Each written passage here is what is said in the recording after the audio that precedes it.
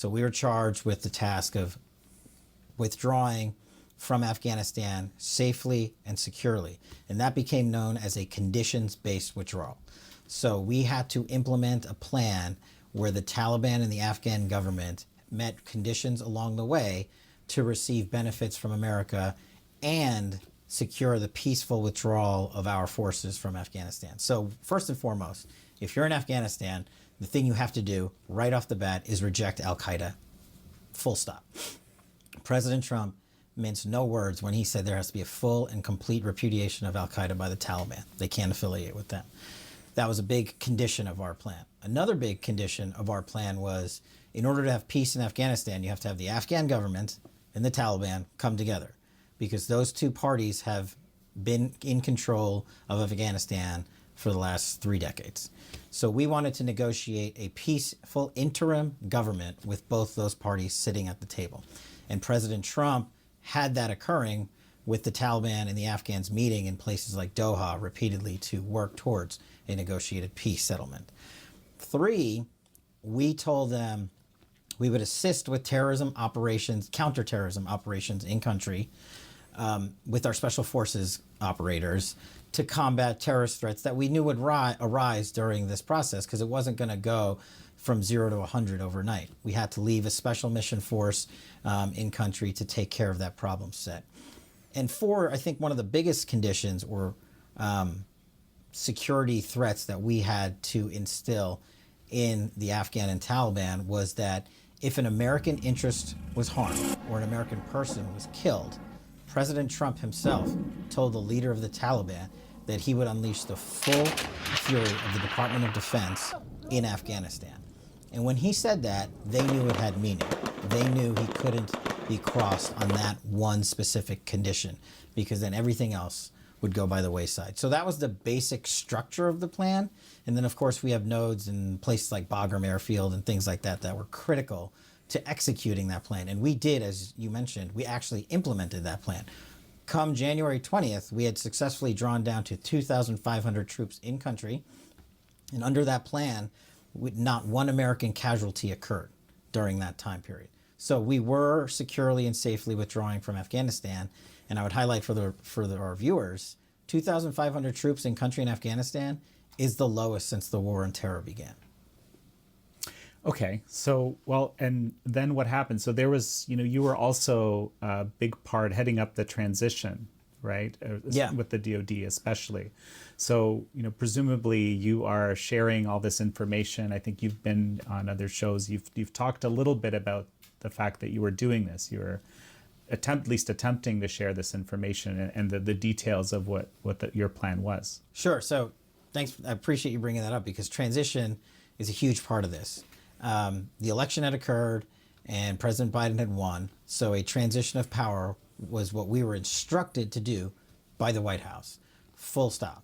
Not partial, a total and complete transition of power, because we are talking about transitioning the Department of Defense. Our head of national security apparatus must seamlessly transition from one administration to the next. It can't be political.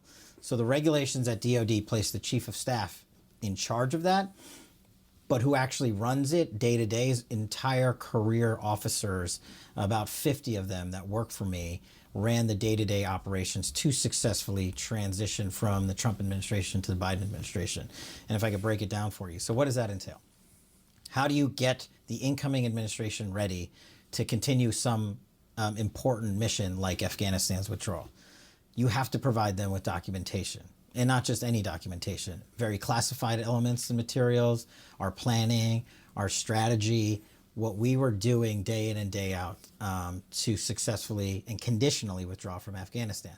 So how do you do that? You collect all the materials from the Department of Defense. And let me just remind our viewers, you're talking about 3-some million people here who were one way or another could have touched Afghanistan writ large. And you document it, you take all the materials, all the writings, all the memos, all the recommendations, and all the intelligence, and you make it available to them. And we prided ourselves in the transition, and if you look at it, and I wrote an op-ed on this some time ago, we provided the Biden transition team with the largest quantitative transition in U.S. presidential history. That is, we gave them more documents from the Department of Defense than had ever been turned over in the history of the U.S. presidential transition. Another key component to transitioning is not just documentation, but people and personnel. So the Department of Defense, as you know, is almost entirely career professionals, as it should be, civilian and military. We gave access to Biden's incoming national security team from the Department of Defense and the White House to myself, to the Secretary of Defense, to all of our undersecretaries. We didn't preclude them from having access to anyone because there are so many moving pieces to a conditions-based withdrawal in Afghanistan. We're just using this one example. We could flip to anything else and it's the same. But in order to successfully execute that plan, you have to give them, the incoming administration, access to the careers and the political officers in that administration. And we did that more so than any other time in presidential history transition. So we did the documentation and we did the personnel. And then Afghan was a specific plan that we tried to get over to them, but unfortunately this incoming administration refused to meet with us or talk with us on that. And I'd like to remind your viewers, we did all of this during the height of COVID. So it was just twice as hard to normally do it in this environment than it was to normally do it. So wait, so you're saying that you didn't have the opportunity to meet with anybody about this transition plan that was already being enacted? When I say me, I mean myself, the Secretary of Defense, and the other few political officers who were appointed to run the Defense Department. We engage with our counterparts directly. That is, the Secretary of Defense engaged with the incoming Secretary of Defense. Myself as Chief of Staff engaged with both the incoming Chief of Staff and the incoming Deputy Secretary of Defense. And President Biden had named someone to be the head of their transition for DOD. So we engaged with them directly. And this was early on. As soon as the election was over and we were instructed to transition, we did that. Those individuals refused to meet with us. Those individuals barely engaged with us. And we said, okay, the mission matters more to us. So if you don't want to come in and engage with us, we made sure our career officers underneath us had our plans, had our procedures, had our strategies in place, what it worked, and what we were doing in the lead up to January 20th, and what we thought should happen throughout. Because if you remember, the conditions-based withdrawal plan that President Trump had executed and put in place through the Department of Defense was that by 1 May of 2021, we were going to be near zero, depending on if all the conditions had been met. And that was our recommendation to the incoming administration. But unfortunately, I believe they let politics interfere with the most important mission, and that is the national security of the United States.